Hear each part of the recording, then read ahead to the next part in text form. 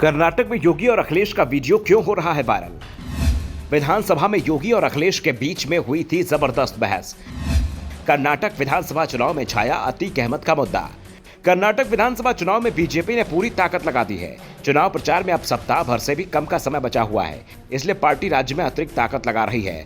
सरकार भी उसी की है, इसलिए जनता में जो सत्ता विरोधी रुझान है उससे पार्टी को लड़ना पड़ रहा है। साथ ही राज्य में कांग्रेस की एकजुटता ने भी बीजेपी की परेशानी को बढ़ा रखा है। जो भी सर्वे आ रहे हैं उसमें कांग्रेस को ही बढ़त दिखाई जा रही है, लेकिन बीजेपी के लिए राहत की बात सिर्फ इतनी है कि हर दिन के साथ बीजेपी और कांग्रेस के बीच फासला कम होता जा रहा है। इस बीच कर्नाटक में यूपी के सीएम योगी आदित्यनाथ की लोकप्रियता भी अपने चरम पर पहुंच चुकी है। योगी भी कर्नाटक में इन दिनों स्टार प्रचारक के रूप में मौजूद हैं और उनके लोकप्रियता को बढ़ाने में अतीक अहमद का भी हाथ माना जाता है। कर्नाटक विधानसभा चुनाव में इस समय योगी आदित्यनाथ के बयान का एक वीडियो जमकर वायरल हो रहा है।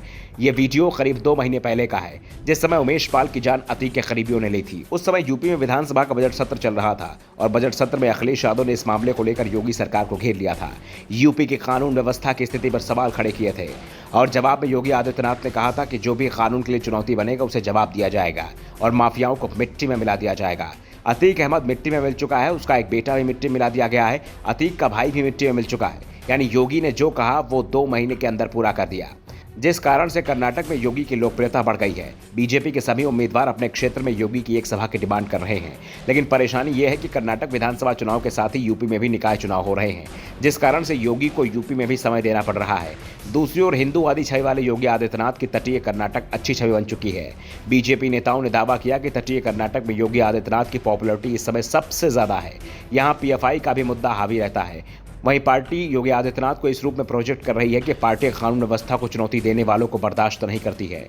दूसरी तरफ यहां टिकट डॉक्टर, वकील, पूर्व आईएएस और आईपीएस को दिया गया है, जिससे कि लोगों का विश्वास जीता जा सके। यूपी के सीएम यहां कम से कम 12 रैली करने वाले हैं। कर्नाटक में अतीक का मुद्दा तब से ज्यादा गर्म हो गया है जब भाजपा नेता अमित मालवीय ने एक वीडियो ट्वीट किया, जिसमें कांग्रेस के star campaigner Imran Pratapgarhi mafia Atiq के साथ उसके घर पर नजर आ रहे थे। मालवीय ने कहा था कि इमरान प्रतापगढ़ी को माफी मांगनी चाहिए कि उनके करीबी माफिया अतीक अहमद के साथ थी।